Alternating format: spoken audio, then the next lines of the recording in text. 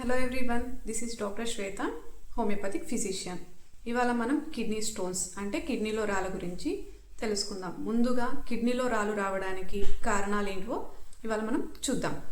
First, కిడ్నీలో రాళ్ళు రావడానికి ముఖ్య కారణం ఏంటి అంటే వాటర్ తక్కువ తీసుకోవడం. అంటే మన శరీరానికి తగ్గ మోతాదులో వాటర్ తీసుకోకపోవడం వల్ల కూడా కిడ్నీలో రాళ్ళు అనేటివి ఏర్పడతాయి. దీంతో పాటు ఎక్కువగా ఆల్కహాల్ తీసుకోవడం, నాన్ వెజ్ తీసుకోవడం, ఇంకోటి calcium or protein rich food అధికంగా తీసుకున్నా కూడా మన కిడ్నీలో రాళ్ళు అనేటివి ఏర్పడతాయి. ఇంకో ముఖ్య కారణం ఏంటి అంటే యూరిన్ వచ్చినప్పుడు ఆపుకోవడం. మనం పనిలో పడి బిజీ అయిపోయి కొందరు ఏం చేస్తుంటారంటే యూరిన్కి వెళ్ళకుండా ఆపుకుంటారు. దీనివల్ల కూడా కిడ్నీలో రాళ్ళు అనేటివి ఏర్పడతాయి. ఇప్పుడు మనం కిడ్నీలో రాళ్ళు వచ్చినప్పుడు లక్షణాలు ఎలా ఉంటాయో చూద్దాం. కిడ్నీలో రాళ్ళు వచ్చినప్పుడు ముందుగా మనకు వచ్చే లక్షణం ఏంటి అంటే పెయిన్.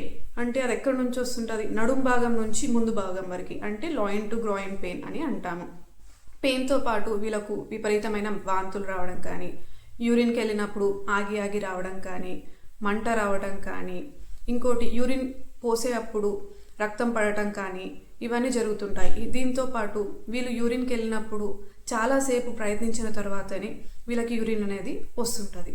ఇవన్నీ లక్షణాలు కనుక మీలో ఉన్నట్టయితే మీ కిడ్నీలో రాళ్ళున్నట్టు. మీకు కిడ్నీలో రాళ్ళున్నప్పుడు హోమియోపతి మందులు వాడండి, మీకు చక్కటి పరిష్కారం లభిస్తుంది. ఇన్ కేస్ ఎవరికైనా హోమియోపతి ట్రీట్మెంట్ కావాలనుకుంటే మా క్లినిక్ని సంప్రదించండి.